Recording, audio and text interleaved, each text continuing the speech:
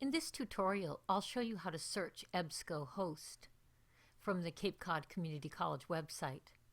If you've forgotten how to find Ebsco host, you can view the previous tutorial. From the Find Online Journal Articles and Search Databases page, you'll choose Ebsco host, which is the icon in the first row on the upper left.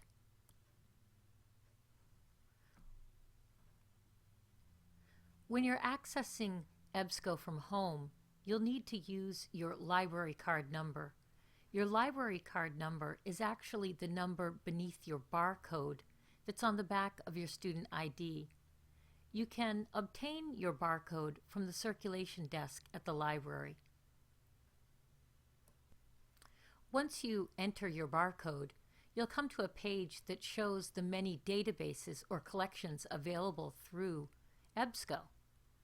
And you can start by clicking the All Indexes and Databases link. For general purpose research, you'll find that the Academic Search Premier is an excellent source.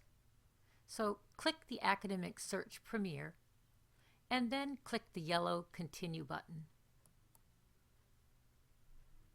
And this brings you to the main search screen. One advantage to using the databases is that you can really focus your search by using these tools that limit your results. First of all, you'll want to start by clicking the Full Text button.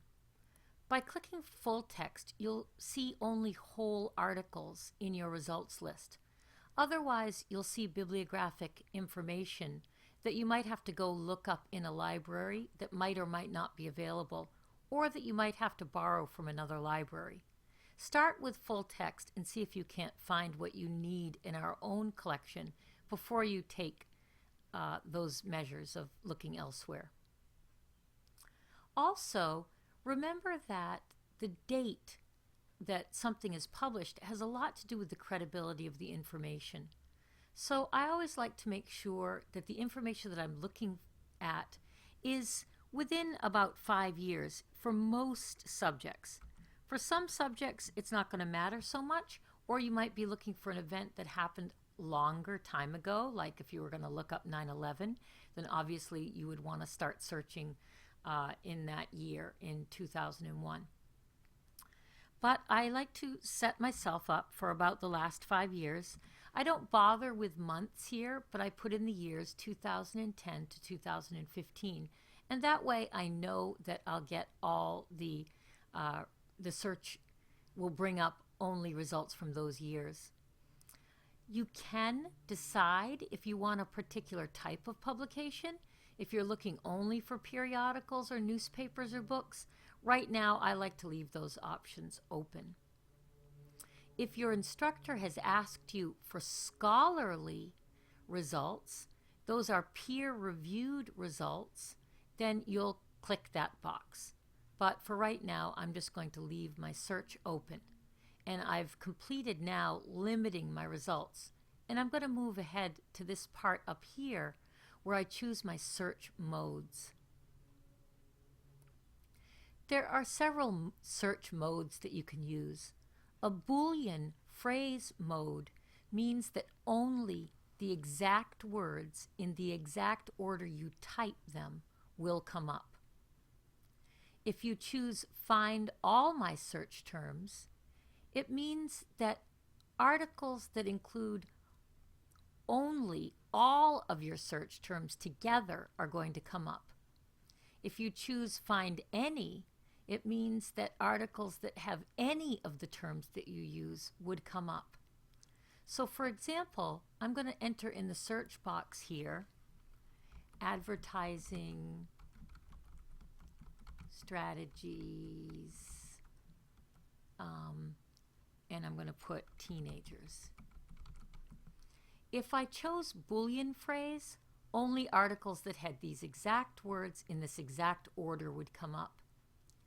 If I choose Find All My Search Terms, then I'm going to get articles, only articles that talk about advertising strategies and teenagers.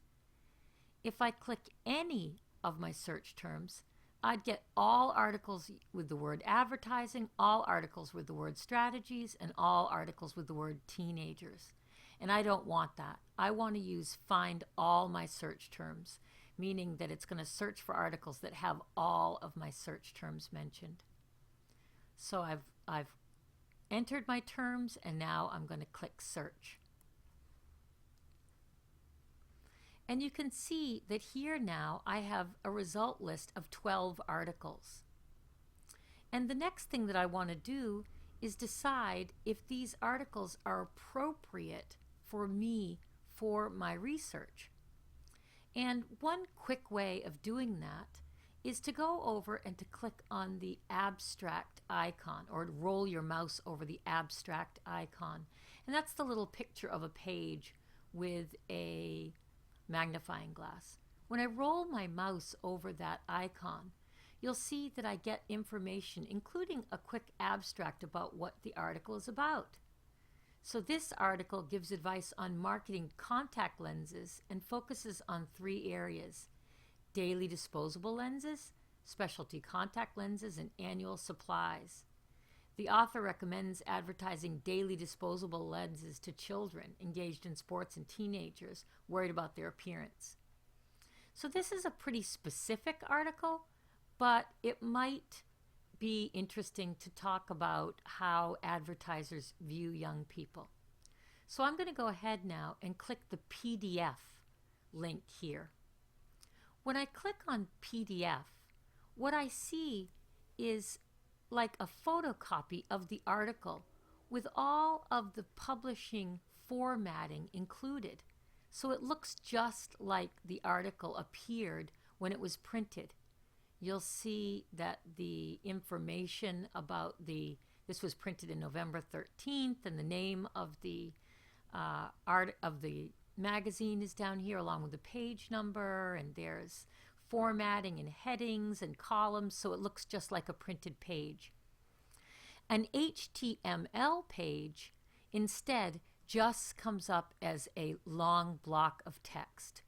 Lots of people prefer to read PDFs because they're usually easier on the eye than HTML files, but not everything is available as an HTML file.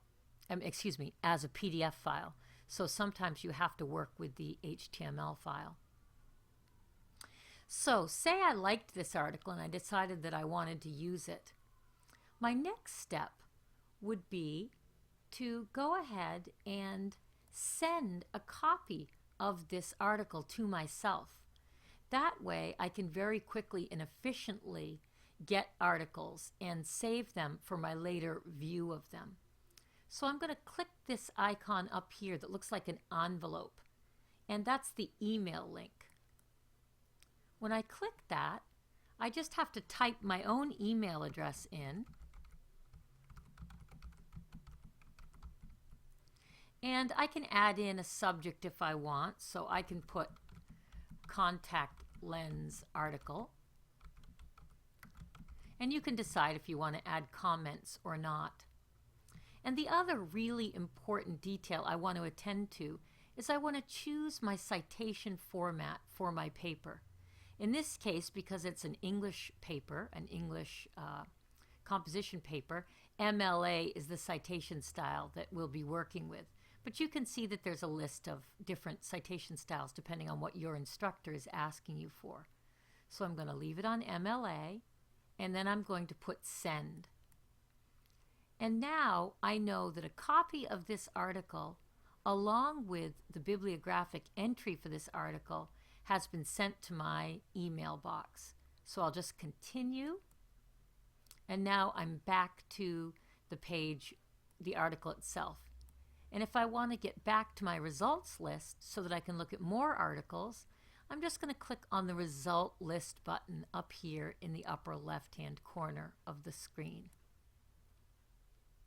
And now I'm back on my main result page. And I can repeat those same strategies that I used before in order to find articles that are useful. So I hope this tutorial will help you get started on finding appropriate sources for your research paper.